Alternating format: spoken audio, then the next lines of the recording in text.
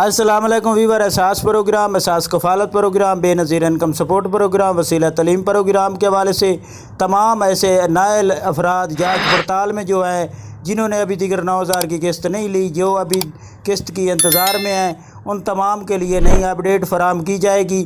اور اس کے علاوہ آپ کو یہ بتایا جائے گا کہ آپ لوگ اس میں کیسے شامل ہو سکتے ہیں، اور اس کی شکایت کے لیے جو نیا پورٹل جاری کیا گیا ہے اس پر آپ اپنی شکایت کرا کے اپنی اہلیت کے حوالے سے اپڈیٹ حاصل کر سکتے ہیں۔ اگر ابھی تک آپ لوگوں کو اہل نہیں کیا گیا تو آپ اپنی شکایت درج کرا سکتے ہیں۔ اس کے علاوہ آپ راشن پروگرام، احساس نشو نما، بے نظیر نشو نما پروگرام، احساس کفالت پروگرام، احساس راشن پروگرام، یہ تمام پروگرام میں شامل ہونے کے لیے آپ کو تفصیلات سے آگاہ کریں گے۔ اس سے پہلے گزارش کریں گے کہ ہمارا یہ چینل سبسکرائب کریں، لائک کریں، زیادہ سے زیادہ کمنٹس کریں، تاکہ ہو سکتا ہے کہ آپ کے کمنٹس کرنے سے کسی کا فائدہ ہو جائے۔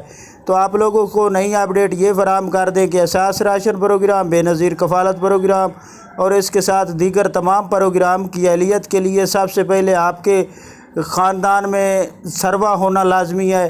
اگر اس سے پہلے آپ لوگوں نے سروا نہیں اپڈیٹ کرایا یا نہیں سروا ہوا تو آپ اپنا سروا جا کر بے نظیر انکم سپورٹ پروگرام تحصیل میں دفتر جو ہے اس میں جا کر سروا مکمل اپڈیٹ کرائیں۔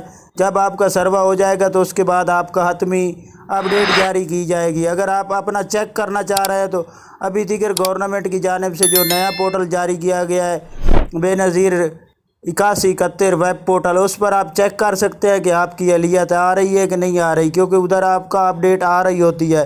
اس کے ساتھ آپ اگر 8171 پر میسج کرتے ہیں تو اس پر بھی آپ کو رپلائی میں جواب دیا جاتا ہے کہ آپ کی کیا کنڈیشن ہے۔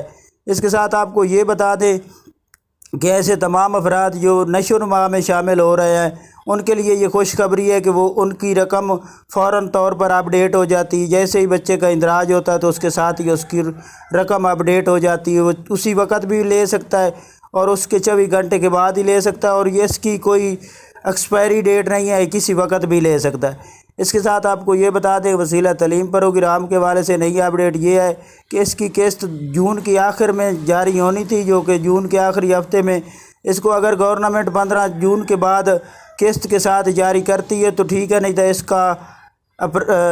اس کا جولائی میں آغاز ہوگا بچوں کے وظیفوں کے حوالے سے۔